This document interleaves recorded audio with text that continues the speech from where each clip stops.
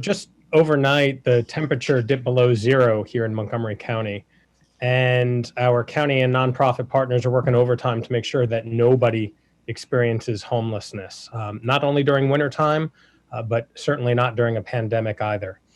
And at the same time, we here in Rockville and our colleagues in Annapolis and on Capitol Hill are working to reform our criminal justice system.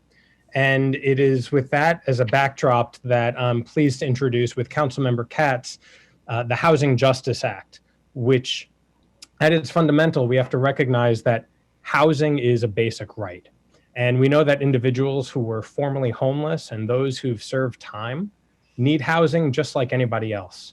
And the Housing Justice Act will ensure that housing is exactly that, more just, more fair, and more equitable for everybody. No one should be denied housing because they couldn't afford to pay a traffic ticket while they were experiencing homelessness. And yes, that is a real life example of what's happening. We actually thought, Councilmember Katz and I, of calling this bill the Second Chance Act. But the reality is that the barriers we know that have been erected because of our systemic racist policies actually prevent some people from having a first chance. So we didn't call it that.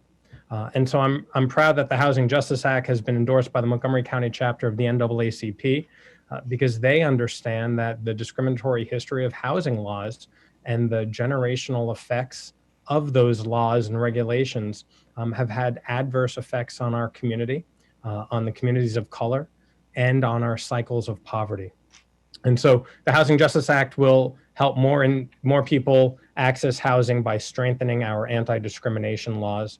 And while we've made strides here in Montgomery County, we can and should always strive to do better for our most vulnerable residents. And so I sincerely want to thank Councilmember Katz, co-authoring this with me, and then Council Members Jawando, Rice, Navarro, and Reamer for your co-sponsorship of this legislation. Thank you.